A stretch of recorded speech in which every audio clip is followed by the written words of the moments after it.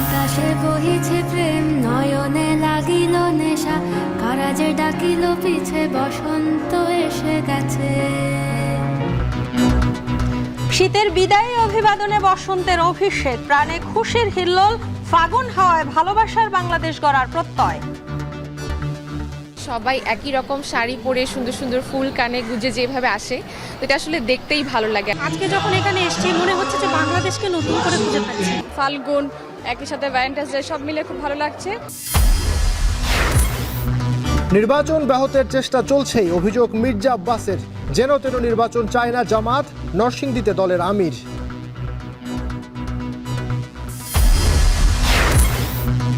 জাতিসংঘের প্রতিবেদনের পর গণহত্যাকে অস্বীকারের সুযোগ নেই বলছেন বিশেষজ্ঞরা। বিদেশেও শেখ হাসিনার বিচার সম্ভব।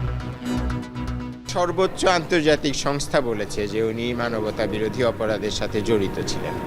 কাজেই এই ডকুমেন্ট আমি তো মনে করি আমাদের সরকারের হাতকে অসম্ভব শক্তিশালী করবে। এবং বাংলাদেশে ক্ষমতা পরিবর্তনে যুক্তরাষ্ট্রের ডিপ স্টেটের ভূমিকা ছিল না বললেন মার্কিন প্রেসিডেন্ট ডোনাল্ড ট্রাম্প।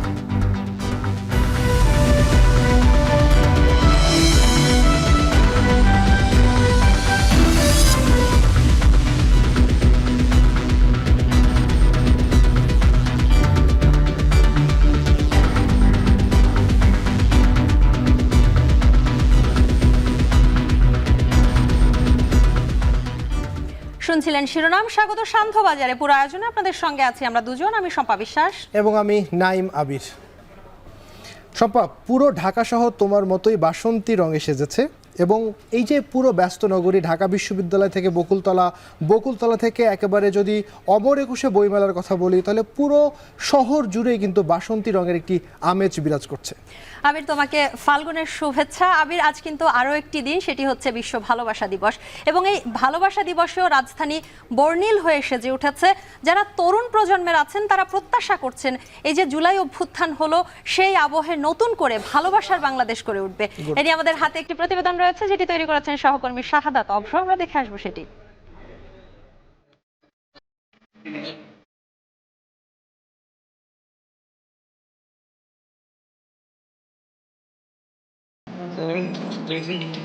প্রকৃতিতে যখন বসন্তের আগমনী সুর, তখনই ভালোবাসা দিবসের মোহ ছড়িয়ে শুরু হলো ঋতুরাজ বসন্ত।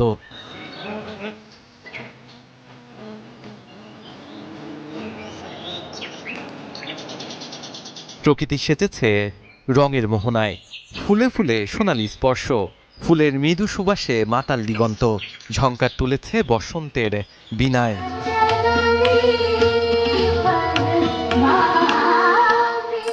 সবুজের পরশে গাইছে ধরণী, যার মূর্ছনায় ভরে উঠেছে আকাশ বাতাস।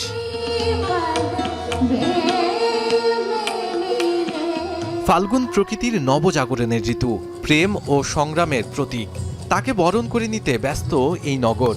ঢাকা বিশ্ববিদ্যালয়ের চারুকলার বকুলতলা সেজেছে রঙিন সাজে, চলছে ফাল্গুন বন্দনা। ফাল্গুন আসলে একটা মনে একটা উৎসব মুখর ব্যাপার হয়, যেটার জন্য ভালো, মানে সবকিছুতেই একটা প্রফুল্লতা থাকে। নতুন ভাবে যে উজ্জীবিত হওয়ার যে ব্যাপারটা বসন্তের মধ্যে, এটা আমি খুবই উপভোগ করি। সবাই একই রকম শাড়ি পরে সুন্দর সুন্দর ফুল কানে গুজে যেভাবে আসে, এটা আসলে দেখতেই ভালো লাগে, এত কালারফুল।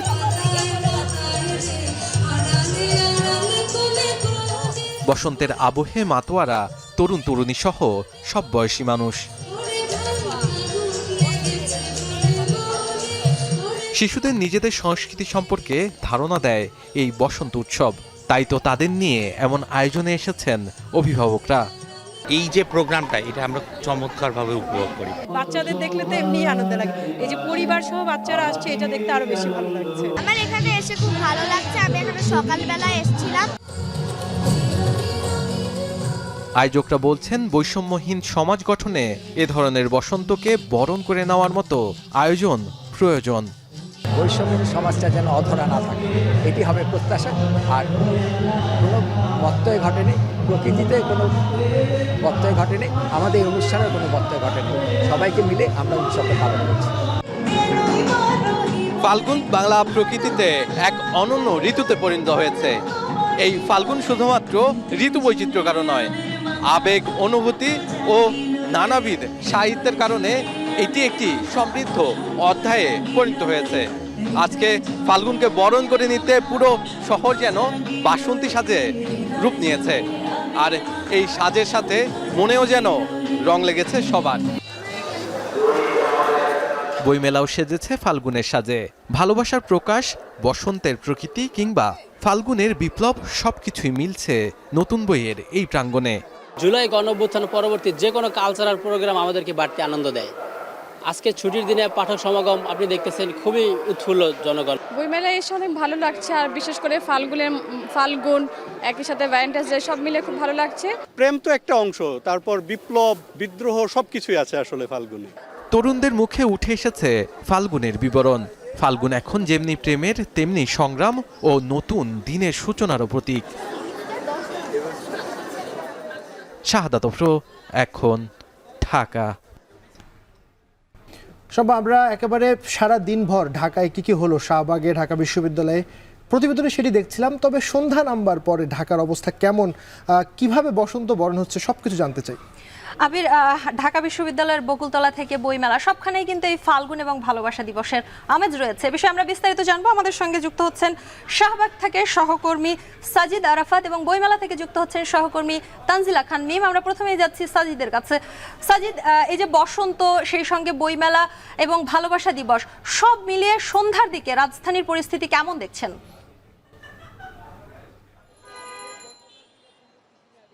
শম্পা, আপনি যে বিষয়টি বলছিলেন যে বসন্ত উৎসব এবং ভালোবাসা, এই দুটো উৎসবকে ঘিরে, এই দুটো উৎসবের যৌথতায় পুরো নগরবাসী কিন্তু মাতোয়ারা এই মুহূর্তে। আমরা সারা দিন ব্যাপী দেখেছি, উৎসবের খবর জানাচ্ছিলাম প্রতি ঘন্টায় ঘন্টায়। বসন্ত উৎসব, বইমেলা থেকে শুরু করে ভালোবাসা উৎসবের যে ছড়াছড়ি, সেই উৎসবে কিন্তু মেতেছে নগরবাসী। এই মুহূর্তে আমি শাহবাগের ফুলের যে বাজার রয়েছে, ফুলের মার্কেটের সামনে রয়েছি। ফুলের সাথে কিন্তু উৎসবের একটি সম্মিলন রয়েছে, কেননা ভালোবাসা উৎসব কিংবা ভালোবাসা দিবস বা বসন্ত উৎসবের সাথে এই যে রঙিন ফুল, সেই ফুলের যৌথতা আসলে বলে শেষ করবার মতো নয়। প্রিয়জনকে উপহার দেয়া, ফুল উপহার দেয়া বিশেষ দিবসে, বিশেষ দিনে এই যে রেওয়াজ, সেটি কিন্তু একদমই পুরনো নয়, এবং এই রেওয়াজগুলো আমরা দেখে থাকি এই বিশেষ উৎসবগুলো আসতে। তার ব্যতিক্রম নয় আজও। আমরা দেখছি রং বেরঙের ফুল দিয়ে কিন্তু সাজানো হয়েছে, এবং সবাই তার প্রিয়জনকে উপহার দেওয়ার জন্য গোলাপ কিংবা অন্যান্য যেই ধরনের ফুলগুলো রয়েছে এখানে, বিভিন্ন রকমের বাহারি ফুল, সেই ফুলগুলো কিনছেন, প্রিয়জনকে সাথে নিয়ে আসছেন, তাদেরকে ফুল উপহার দিচ্ছেন। সেই চিত্রগুলো আমরা দেখছি, এবং সারা দিনব্যাপী আমরা দেখছিলাম অনেকেই দিনের সকালবেলা থেকে কিন্তু ফুল কিনছেন, সেই ফুল নিয়ে বিভিন্ন জায়গায় ঘুরেছেন তারা। বকুলতলায় যে আয়োজন ছিল সেই আয়োজনে অংশ নিয়েছেন। এরপরে ঢাকা বিশ্ববিদ্যালয়ের যে বটতলা রয়েছে কলা ভবনের সামনে, সেখানে একটি অনুষ্ঠান হয়েছে। সেই অনুষ্ঠান শেষ করে অনেকেই কিন্তু এখনও ঘুরছেন শাহবাগ এলাকায়। দেখছি আমরা টিএসসিতে ঘুরছেন, ঢাকা বিশ্ববিদ্যালয়ের বিভিন্ন জায়গাগুলোতে চারুকলা অনুষদে ছবি তুলছেন, এবং তাদের এই যে বিশেষ মুহূর্তগুলো স্মৃতির ফ্রেমে বন্দি করার জন্য যে চেষ্টা, সেই চেষ্টাগুলি আমরা দেখছি। এবং ফুলের দাম নিয়ে একটু বলতে চাই। ফুলের দাম কিন্তু বেশ অন্য স্বাভাবিক সময়ের চেয়ে এই বিশেষ দিনগুলোতে একটু বাড়তি থাকে, এবং সেই বাড়তি দাম দিয়েই কিন্তু দাম মিটিয়েই অনেকেই ফুল প্রিয়জনকে কিনে উপহার দিচ্ছেন।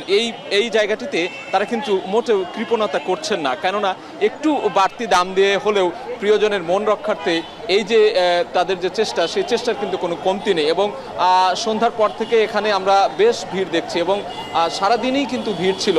তবে এখনও উৎসবের যে আমেজ, সেই আমেজ কিন্তু ফুরিয়ে যায়নি। সেই উৎসবের আমেজ আমরা এখনও দেখতে পাচ্ছি শাহবাগের ফুলের মার্কেটে। তো এই যে বসন্ত এবং ভালোবাসা দিবসের উৎসব আয়োজন, সেই উৎসবের আয়োজনের সবশেষ খবর ছিল আমার কাছে এই মুহূর্তে শাহবাগের ফুলের মার্কেট থেকে এই পর্যন্তই। সাজিদ থেকে আমরা এবার তানজিলা খান মিমের কাছে যেতে চাই। মিম আছে বইমেলায়। মিম, বসন্তের শুভেচ্ছা, এবং জানতে চাই যে বসন্তের ছোঁয়া বইমেলায় ঠিক কতখানি নামলো, পাঠকদের বা দর্শনার্থীদের ঢল কেমন নেমেছে, বিস্তারিত বলবেন।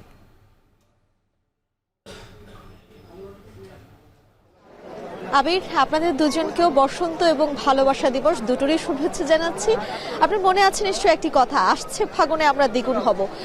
1952 সালের পর 2024 সালের এই যে কিছুদিন আগে জুলাইয়ের গণ অভ্যুত্থান গেল, সেখানে ছাত্র জনতা ভিন্ন একটি প্রেক্ষাপটে এই উক্তিটি বারবার ব্যবহার করেছেন, এবং এই দ্বিগুণ হওয়ার যে প্রত্যয়, সেটি মানে কিন্তু আমি এবং তুমি না, অর্থাৎ প্রেমিক প্রেমিকা না, স্বামী স্ত্রী না। এই দ্বিগুণ মানে আমরা সকলে মিলে দ্বিগুণ হব, যে কোনো অশুভ কিছুর বিরুদ্ধে নিপীড়নের বিরুদ্ধে, নির্যাতনের বিরুদ্ধে রুখে দাঁড়াবো, সেই সমস্ত প্রেক্ষাপটকে তুলে ধরে বইয়ের পাতায় লিপিবদ্ধ করা হয়েছে, ইতিহাসের স্মারক হিসেবে লিপিবদ্ধ করে রাখা হয়েছে। সেই বইগুলো খুঁজতে ছাত্ররা, তরুণরা কিন্তু আজকের দিনেও বইমেলায় এসেছেন।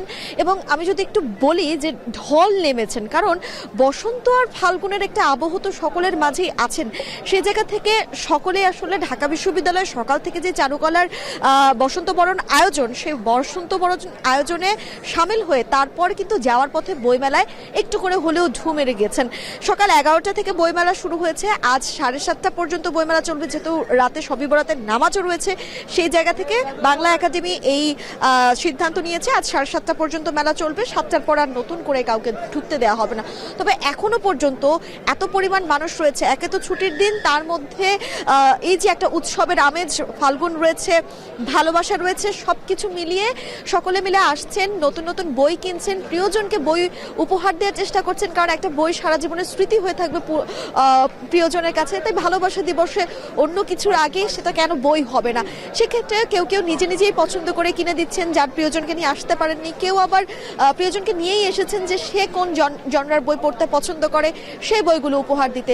সবকিছু মিলিয়ে এই ছিল আজকের ভালোবাসা এবং বসন্ত বরণের দিনে এই যে বইমেলা থেকে পাঠকদের আগমনী বার্তা, সেই সম্পর্কে বিস্তারিত। অন্তর্বর্তী সরকারকে বিভ্রান্ত করার চেষ্টা করছে বিভিন্ন রাজনৈতিক দল, এমন মন্তব্য করেছেন বিএনপির স্থায়ী কমিটির সদস্য মির্জা আব্বাস। ঢাকা মহানগর দক্ষিণ বিএনপির সদস্য নবায়ন কার্যক্রমকালে তিনি বলেন, নির্বাচন ব্যাহতকারীরা দেশের সার্বভৌমত্ব ধ্বংসের চেষ্টা করছে। আর বিএনপি চেয়ারপারসনের উপদেষ্টা জয়নুল আবেদিন ফারুক বলেছেন, নির্বাচন নিয়ে ষড়যন্ত্র মেনে নেবে না তার দল। আরো জানাচ্ছেন জাওয়াদ মাহমুদ। জুলাই গণঅভ্যুত্থানের পর রাজনীতির ময়দানে সবচেয়ে বেশি আলোচনা জাতীয় নির্বাচন নিয়ে। হাসিনা সরকারের আমলে 3টি বিতর্কিত ভোটের পর নতুন পরিস্থিতিতে সময় ও পদ্ধতি নিয়ে মতপার্থক্য থাকলেও নির্বাচন চায় সব দল। বেশ কয়েকটি দলের সঙ্গে বিএনপির মতপার্থক্য যখন স্পষ্ট হচ্ছে, দলটির স্থায়ী কমিটির সদস্য মির্জা আব্বাস বলেন, অন্তর্বর্তী সরকারকে বিভ্রান্ত করার চেষ্টা করছে বিভিন্ন রাজনৈতিক দল। নয়াপল্টনে দলটির কেন্দ্রীয় কার্যালয়ে সদস্য নবায়ন কার্যক্রমে একথা বলেন তিনি। নির্বাচন নিয়ে কোনো টাল ভাঙা করবেন না। আমি সরকারকে বলছি না, আমি বলছি এই সরকারকে বিভ্রান্ত করার জন্য বিভিন্ন রাজনৈতিক দল বিভিন্নভাবে নির্বাচন নিয়ে বিভিন্ন কথা বলছেন, এই সরকারকে অস্বস্তির অবস্থা ফেলে দিচ্ছেন। আমরা এই সরকারকে বলতে চাই, আপনারা ডিসেম্বরের ঘোষণা দিয়েছেন, ডিসেম্বর নির্বাচন দিন।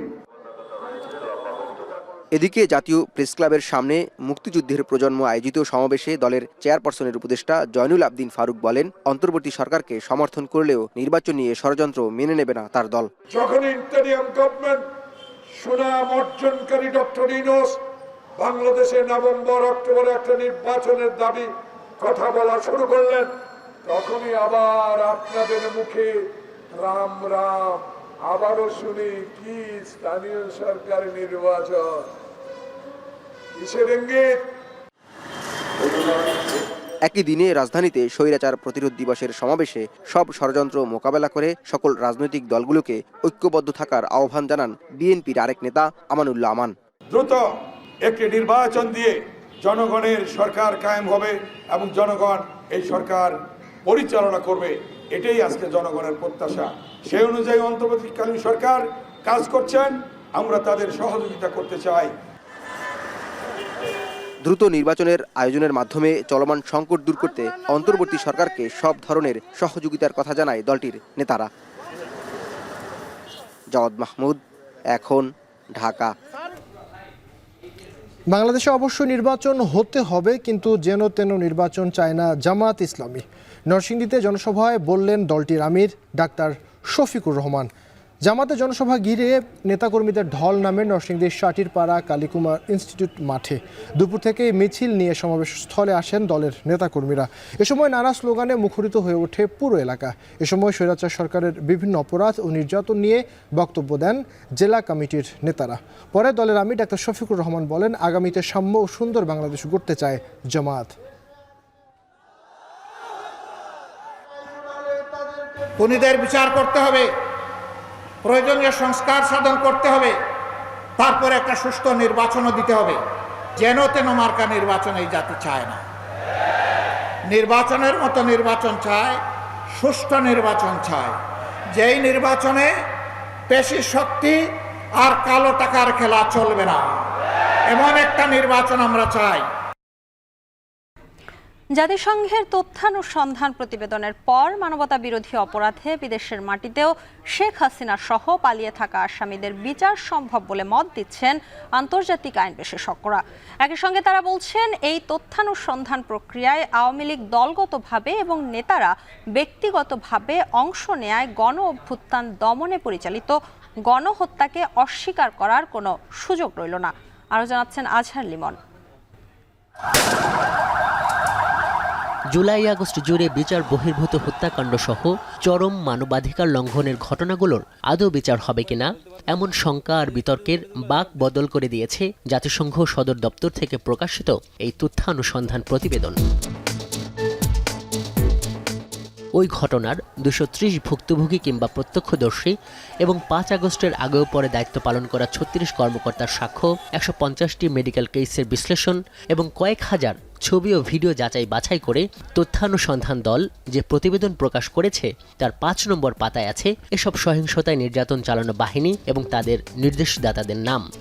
এখানে বলা হয়েছে, সংশ্লিষ্ট ঊর্ধ্বতন কর্মকর্তা এবং অন্যান্য সূত্রগুলো থেকে প্রাপ্ত সাক্ষ্য তথ্যের ভিত্তিতে সমগ্র পুলিশ বাহিনী, আধা সামরিক, সামরিক এবং এদের গোয়েন্দা বিভাগ আওয়ামী লীগের সহিংস গোষ্ঠীর সঙ্গে সমন্বিত এবং নিয়মতান্ত্রিকভাবে গুরুতর মানবাধিকার লঙ্ঘন ও নির্যাতনের যে ঘটনাগুলো ঘটিয়েছে তাতে রাজনৈতিক নেতৃত্বের পূর্ণ জ্ঞান, প্রত্যক্ষ নির্দেশনা এবং সমন্বয় ছিল।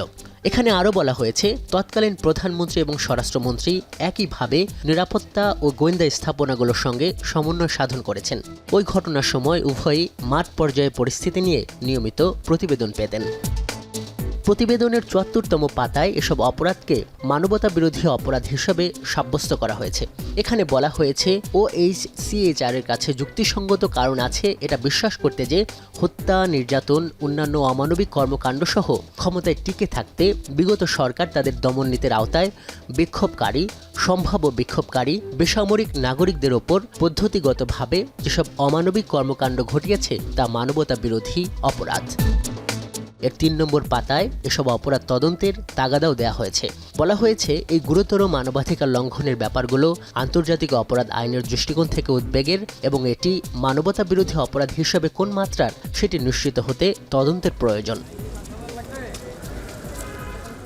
আইন বিশেষজ্ঞরা বলছেন, আন্তর্জাতিক অপরাধ আদালতের মামলাগুলোতে একই ধরনের অপরাধের অভিযোগ থাকায় জাতিসংঘের এই প্রতিবেদন বিচার ত্বরান্বিত করার দারুণ এক সুযোগ তৈরি করে দিয়েছে, যার উপযুক্ত ব্যবহারে মুনশিয়ানা দেখাতে হবে প্রসিকিউশন টিমকে।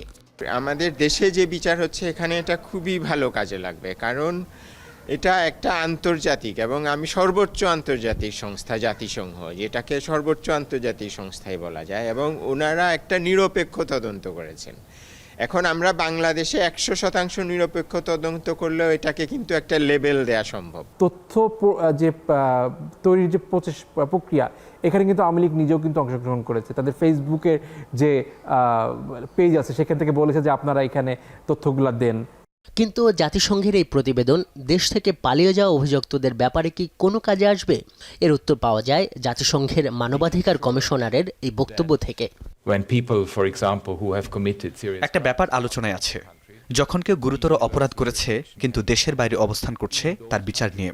এক্ষেত্রে আমি মনে করি ইউনিভার্সাল জুরিসডিকশন কাজ করতে পারে। যেসব দেশে ইউনিভার্সাল জুরিসডিকশন সম্ভব সেসব দেশে এসব ব্যক্তিকে জবাবদিহিতায় আনার একটা উপায় হতে পারে। এবং অবশ্যই আমি উল্লেখ করব এক্ষেত্রে আন্তর্জাতিক অপরাধ আদালতের কথা, কারণ বাংলাদেশ রোম স্ট্যাটিউটে স্বাক্ষর করা একটি দেশ। আইন বিশেষজ্ঞরা বলছেন, এক্ষেত্রে জাতিসংঘের এই প্রতিবেদন গণহত্যার অপরাধীদের বিদেশের রাজনৈতিক আশ্রয় নেবার ক্ষেত্রেও বাধা হয়ে দাঁড়াতে পারে। এরকম প্রচুর কেস আছে, সিরিয়া থেকে যারা গিয়েছে, ইরাক থেকে গিয়েছে, আফগানিস্তান থেকে ইউরোপে অ্যাসাইলাম চেয়েছে এবং পরবর্তীতে বিচার হয়েছে। প্রচুর উদাহরণ আছে এক্ষেত্রে। এই ডকুমেন্ট আমি তো মনে করি আমাদের সরকারের হাতকে অসম্ভব শক্তিশালী করবে ভারতের সাথে আলাপ করার ক্ষেত্রে এবং ভারতকে চাপ দেওয়ার ক্ষেত্রে যে উনি একজন অপরাধী, ওনাকে বিচারের জন্য বাংলাদেশের কাছে ফেরত দেওয়া হোক। আন্তর্জাতিক অপরাধ আদালতের প্রধান কৌশলী বলছেন, তারা সব দিক মাথায় রেখে আগাচ্ছেন। তদন্ত সংস্থার কাছে যে প্রাপ্ত অভিযোগ এবং আমরা যে প্রাপ্ত তথ্য, সেটার সাথে হুবহু তাদের এই রিপোর্টের মিল রয়েছে। সুতরাং এটা অকাট্য দলিল প্রমাণ হিসাবে এই আদালতে ব্যবহার করা যাবে এবং সেটা আমরা ব্যবহার করব বলে আপনাদের জানাচ্ছি। জাতিসংঘের 114 পৃষ্ঠার প্রতিবেদনে উল্লেখ করা হয়েছে, জুলাই আগস্ট আন্দোলন দমনে 1400-র মতো মানুষের মৃত্যু হয়েছে, যার মধ্যে প্রতি 5 জনের 4 জনের মৃত্যু হয়েছে গুলিতে। এছাড়া মৃত্যু হওয়া প্রতি 10 জনের একজন শিশু এবং এই আন্দোলনে আহতের সংখ্যা প্রায় 13,500। আজহার লিমন, এখন, ঢাকা। কাল থেকেই সংস্কার নিয়ে রাজনৈতিক দলগুলোর সঙ্গে আলোচনা শুরু হবে বলে জানিয়েছেন অন্তর্বর্তী সরকারের উপদেষ্টা আদিলুর রহমান খান। সকালে স্বৈরাচার প্রতিরোধ দিবস উপলক্ষে রাজধানীর শিক্ষা চত্বরে শহীদদের স্মৃতিস্তম্ভে শ্রদ্ধা জানিয়ে এই কথা জানান তিনি। বলেন, নতুন ব্যবস্থায় বাংলাদেশের ফ্যাসিবাদ আর মাথা চারা দিয়ে উঠতে পারবে না। আগামীকাল থেকে যে সংস্কার নিয়ে আলোচনা শুরু হবে রাজনৈতিক দলগুলোর সঙ্গে, এই সংস্কারের আলোচনা দেশে একটা গণতান্ত্রিক ব্যবস্থা প্রতিষ্ঠার জন্য এগিয়ে নিয়ে যাবে দেশকে। আমি আশা করি বাংলাদেশ কখনোই আর ফ্যাসিবাদের দিকে ফিরে যাওয়ার সুযোগ রাখবে না। নির্বাচনের আগে আওয়ামী লীগের নিবন্ধন বাতিল করার আহ্বান জানিয়েছেন জাতীয় নাগরিক কমিটির আহ্বায়ক নাসিরউদ্দিন পাটোয়ারি। তিনি বলেন, এটা না করা হলে গৃহযুদ্ধের দিকে এগিয়ে যাবে দেশ। জাতীয় প্রেস ক্লাবে স্বৈরাচার প্রতিরোধ দিবসের আলোচনায় আওয়ামী লীগের বিচারের দাবিতে সবাইকে রাজপথে নামার আহ্বান জানান নাসিরউদ্দিন পাটোয়ারি। এই ইলেকশনের পূর্বেই আওয়ামী লীগের নিবন্ধন আমাদেরকে বাতিলের দাবিতে রাজপথে ঐক্যবদ্ধভাবে লড়াইয়ে সামিল হতে হবে। আমরা যদি আওয়ামী লীগকে এই নির্বাচনের আগেই তাদের যদি নিবন্ধন বাতিল করতে বাংলাদেশের মানুষ সচেষ্ট না হয়, তাহলে এই যে আমাদের আপকামিং যে নির্বাচন রয়েছে, জনগণের সামনে গভীর সংকট অপেক্ষা করছে। আমরা মনে করি বাংলাদেশকে একটি সিভিল ওয়ারের দিকে ঠেলে দেওয়া হবে। আওয়ামী লীগ নিষিদ্ধ ও গণহত্যার বিচারের দাবিতে শহীদ হাসানের কফিন নিয়ে মিছিল করেছে বৈষম্য বিরোধী ছাত্র আন্দোলন। শুক্রবার জুমার নামাজের পর ঢাকা বিশ্ববিদ্যালয়ের রাজু ভাস্কর্যের সামনে থেকে মিছিলটি শুরু হয়ে ভিসি চত্বরে গিয়ে শেষ হয়। এ সময় মিছিলকারীরা গণহত্যার বিচার ও আওয়ামী লীগ নিষিদ্ধের দাবিতে বিভিন্ন স্লোগান দিতে থাকেন। এর আগে রাজু ভাস্কর্যের সামনে শহীদদের জানাজা অনুষ্ঠিত হয়। মিছিলের পর আন্দোলনকারীরা জানান, অভ্যুত্থানের 6 মাস পর শহীদ হাসানের মরদেহ ঢাকা মেডিকেলের মর্গে জুলাই শহীদ ফাউন্ডেশনের সহযোগিতায় শনাক্ত করে তার পরিবার। এর আগে মরদেহ খুঁজে পেতে পুলিশ প্রশাসনের কোনো সহযোগিতা পাননি তারা। হাসানের খুনের দায় শেখ হাসিনার উল্লেখ করে তার বিচারের দাবি জানিয়ে মিছিলকারীরা বলেন, এখনও অনেক মরদেহ শনাক্ত হয়নি।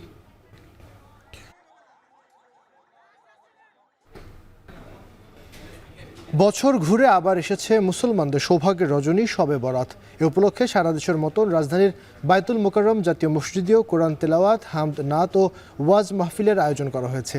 সেখানকার সবশেষ খবর জানবো, সরাসরি যুক্ত হয়েছেন সহকর্মী আসিফ ইকবাল। আসিফ, মুসল্লিরা তো আজ রাতভর ইবাদত বন্দগীতে মশগুল থাকবেন, আজকে রাত নিয়ে তারা আসলে কি বলছেন এবং প্রস্তুতি কেমন? আবির, যেমনটি বলছিলেন, শবে বরাত মুসলমানদের জন্য সৌভাগ্য রজনী। সৌভাগ্য এই জন্যই যে মুসলমানরা এই রজনীতে কিন্তু তাদের যে পুরনো পাপ এবং পুরনো যে অপকর্ম তা থেকে কিন্তু স্রষ্টার নিকট ক্ষমা প্রার্থনা করার সুযোগ পান এবং ক্ষমা প্রার্থনা স্রষ্টা ক্ষমাও করেন। এই সৌভাগ্যের রজনীতে কিন্তু মুসলমানরা সারা রাত কিন্তু বিভিন্ন নফল ইবাদতের মাধ্যমে কিন্তু স্রষ্টার কাছে করুণা প্রার্থনা করেন, পুরনো পাপের জন্য মার্জনা প্রার্থনা করেন এবং সামনের দিনগুলোতে এই পাপ যেন না হয়, সেই পাপ থেকে যেন তারা দূরে থাকতে পারেন, সেই প্রার্থনাগুলো কিন্তু করেন। আমরা এখন আছি বাইতুল মোকাররমে। এখানে কিন্তু ওয়াজ মাহফিল থেকে শুরু করে বিভিন্ন নফল ইবাদত কিন্তু আমরা দেখতে পেয়েছি মাগরিবের পরপরই শুরু হয়েছে। কিছুক্ষণ আগে কিন্তু এখানে ধর্ম উপদেষ্টা এখানে ওয়াজ মাহফিল করেছেন। তিনি কিন্তু এই ওয়াজ মাহফিলের মাধ্যমে মুসলিম বিশ্বের যে সম্প্রীতির কথা সেটি বলেছেন, মুসলমানদের মধ্যে দৃঢ়তা স্থাপনের কথা বলেছেন। এখন আমরা দেখতে পাচ্ছি যে কিছুক্ষণের মধ্যে এখানে এশা নামাজ শুরু হবে, সেই জন্য কিন্তু এশা নামাজের প্রস্তুতি কিন্তু আমরা দেখতে পাচ্ছি ইতিমধ্যেই শুরু হয়ে গেছে। এশা নামাজের পরপরই কিন্তু আসলে নফল যে ইবাদতগুলো সেইগুলো কিন্তু আরও বেশি আকারে শুরু হবে। তখন কিন্তু ওয়াজ মাহফিল থেকে শুরু করে যে বাকি যে নফল ইবাদতগুলো আছে সেগুলো কিন্তু ধর্মপ্রাণ মুসলমানরা আরও বেশি করে করা শুরু করবেন। এবং এই যারা এখানকার আছেন, এখানকে যারা এই ইবাদত করতে এসছেন, যারা ধর্মপ্রাণ মুসলমান আছে তাদের সাথে আমরা কথা বলেছি। তারা বলছেন যে এই যে একটি সুযোগ, এই সৌভাগ্য রজনীতে যে একটি সুযোগ তারা পেয়েছেন, এই সুযোগটি তারা কাজে লাগানোর চেষ্টা করবেন এবং রাতভর ইবাদতের মাধ্যমে তাদের যে পুরনো পাপ সেগুলো থেকে মার্জনা প্রার্থনার পাশাপাশি তারা নতুন করে যেন আল্লাহর সান্নিধ্য লাভ করতে পারেন, সেই জন্য তারা সৃষ্টিকর্তার কাছে দোয়া করবেন। তো বাইতুল মোকাররম মসজিদ থেকে পবিত্র শবে বরাত নিয়ে এই ছিল আমার কাছে সর্বশেষ। টঙ্গীর তুরাগ তীরে চলছে 58তম বিশ্ব ইজতেমার দ্বিতীয় পর্ব। এবারের পর্বে অংশ নেন বিভিন্ন দেশের আসা মুসল্লিরা। ফজরের নামাজের পরপরই ময়দানে শুরু হয় বয়ান, আমল এবং জিকির। দ্বিতীয় পর্বে অংশ নিতে 25টি দেশের 3000-এর বেশি বিদেশি মেহমান এসেছেন। এদিন বাদ ফজর বয়ান করেন মাওলানা আব্দুস সাত্তার। পরে তালিমের আমল চলে খিত্তায় খিত্তায়। জুমার নামাজ শেষে সড়ক, নৌ, রেল যোগাযোগে ফিরতি পথে ঢল নামে মুসল্লিদের। তাবলিগ জামাতের বিশ্ব ইজতেমার ইতিহাসে এবারই প্রথম শবে বরাতের পূর্ণময় রজনীর মধ্যে ইজতেমা অনুষ্ঠিত হচ্ছে। দেশের বাইরের প্রসঙ্গ, বাংলাদেশে ক্ষমতা পরিবর্তনে যুক্তরাষ্ট্রের ডিপ স্টেটের ভূমিকা ছিল না বলে জানিয়েছেন মার্কিন প্রেসিডেন্ট ডোনাল্ড ট্রাম্প। দেশটিতে সফররত ভারতের প্রধানমন্ত্রী নরেন্দ্র মোদীর সঙ্গে বৈঠকের যৌথ সংবাদ সম্মেলনে কথা বলেন তিনি। এ সময় মোদীকে এ বিষয়ে কথা বলতে বললেও বিষয়টি এড়িয়ে যান তিনি। এদিকে 2030 সালের মধ্যে দ্বিপাক্ষিক বাণিজ্য বাড়িয়ে $50,000 কোটি উন্নীত করতে সম্মত হয়েছে ভারত আর যুক্তরাষ্ট্র। আর জানাবেন নুজহাত কামাল। বিশ্বের সবচেয়ে বড় গণতান্ত্রিক দেশের সরকার প্রধান হিসেবে নরেন্দ্র মোদীর যাত্রা অব্যাহত থাকলেও বিশ্ব রাজনীতিতে সবচেয়ে প্রতাপশালী দেশটির মসনদে এক মেয়াদ বিরতি দিয়ে ফিরেছেন ডোনাল্ড ট্রাম্প। মাঝখানে প্রায় 5 বছর বিরতির পর প্রথম সাক্ষাতেই পরম বন্ধুর মতো একে অপরকে জড়িয়ে ধরেন হাস্যোজ্জ্বল দুই নেতা। দুদিনের রাষ্ট্রীয় সফরে ওয়াশিংটনে অবস্থান করছেন ভারতের প্রধানমন্ত্রী। বৃহস্পতিবার ওভাল অফিসে মার্কিন প্রেসিডেন্টের সাথে দেখা করেন তিনি। পাল্টাপাল্টি শুল্ক আরোপ আর বাণিজ্য যুদ্ধের ছায়া ঘিরে থাকার মধ্যেই আগামী 6 বছরে যুক্তরাষ্ট্রের সঙ্গে দ্বিপাক্ষিক বাণিজ্যের পরিমাণ দ্বিগুণ বাড়িয়ে $50,000 কোটি নেয়ার ঘোষণা দেন মোদী। বৈঠক শেষে জানান ভারতের জ্বালানি খাতে সহযোগিতা করবে মার্কিন প্রশাসন। आज हमने द्विपक्षीय व्यापार को 2030 तक 2 गुना से भी अधिक बढ़ाकर $500 बिलियन तक पहुंचाने का लक्ष्य निर्धारित किया। हमारी टीमें एक पारस्परिक लाभकारी ट्रेड एग्रीमेंट को शीघ्र संपन्न करने पर काम करेंगे। भारत की ऊर्जा सुरक्षा सुनिश्चित करने में हम ऑयल तथा गैस ट्रेड को बल देंगे। বাণিজ্য ইস্যুতে যুক্তরাষ্ট্র ভারতের মতের অমিল থাকলেও বৈঠকে দুই নেতার ব্যক্তিগত সুসম্পর্কের প্রভাব স্পষ্ট ছিল। এরই ধারাবাহিকতায় আলোচনা শেষে দুই দেশের মধ্যে বড় জ্বালানি চুক্তির ঘোষণা দেন ট্রাম্প। জানান বাণিজ্য ঘাটতি কমাতে তেল, গ্যাস রপ্তানি বৃদ্ধির পাশাপাশি ভারতের কাছে F-35 যুদ্ধ বিমান সহ সামরিক সরঞ্জাম বিক্রিও বাড়াবে যুক্তরাষ্ট্র। Today the US trade deficit with India is almost $100 billion, and Prime Minister Modi and I have agreed that we'll begin negotiations to address the long-running disparities. We can make up the difference very easily with the deficit with the sale of oil and gas, LNG, of which we have more than anybody in the world. Trump মোদির বৈঠকে আলোচনার অন্যতম issue ছিল অভিবাসন। যুক্তরাষ্ট্র থেকে হাজারো অবৈধ অভিবাসীকে ফিরিয়ে নেয়ার বিষয়ে সম্মতি দেন মোদি। ইউক্রেন রাশিয়া যুদ্ধ ইস্যুতেও শান্তির বার্তা দিয়ে জানান দ্রুত অস্ত্রবিরতি কার্যকরের আহ্বান। এদিকে বাংলাদেশের বর্তমান রাজনৈতিক পরিস্থিতি নিয়ে সাংবাদিকদের প্রশ্নের জবাবে এতে যুক্তরাষ্ট্রের কোনো ভূমিকা নেই উল্লেখ করে প্রতিবেশী হিসেবে ভারতীয় প্রধানমন্ত্রীর ওপর উত্তর দেওয়ার দায়িত্ব ছেড়ে দেন ট্রাম্প। তবে বিষয়টি এড়িয়ে গিয়ে ইউক্রেন রাশিয়া ইস্যুতে কথা বলতে শুরু করেন Modi. Well, there was no role for our deep state. It was this is something that the Prime Minister has been working on for a long time and has been worked on for hundreds of years, frankly. I've been reading about it. But I will leave Bangladesh to the Prime Minister. এর আগে মহাকাশ, প্রযুক্তি ও উদ্ভাবন ইস্যুতে মার্কিন শিল্পপতি ও Trump প্রশাসনের অন্যতম কর্মকর্তা ইলন মাস্কের সঙ্গেও বৈঠক করেন মোদি। মাস্ক ও ট্রাম্পের সঙ্গে মোদির বৈঠকের সময় হোয়াইট হাউসের বাইরে পাল্টাপাল্টি বিক্ষোভ করেন মোদির সমর্থক ও বিরোধীরা। নুজহাত কামাল, এখন বিশ্ব। শেষ করছি শান্তবাজার। তবে যাবার আগে শিরোনামগুলো জানিয়ে দিব আরো একবার।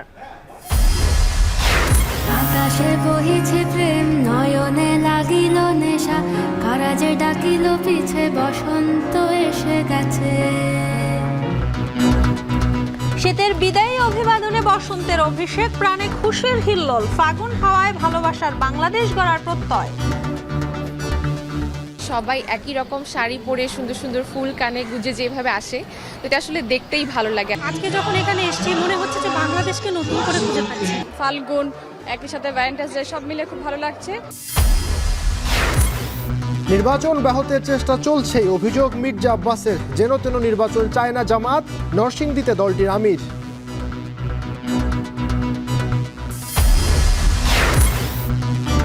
জাতিসংঘের প্রতিবেদনের পর গণহত্যাকে অস্বীকারের সুযোগ নেই বলছেন বিশেষজ্ঞরা। বিদেশেও শেখ হাসিনার বিচার সম্ভব।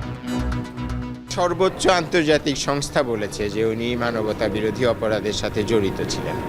কাজেই এই ডকুমেন্ট আমি তো মনে করি আমাদের সরকারের হাতকে অসম্ভব শক্তিশালী করবে। এবং বাংলাদেশের ক্ষমতা পরিবর্তনে যুক্তরাষ্ট্রের ডিপ স্টেটের ভূমিকা ছিল না বললেন মার্কিন প্রেসিডেন্ট ডোনাল্ড ট্রাম্প।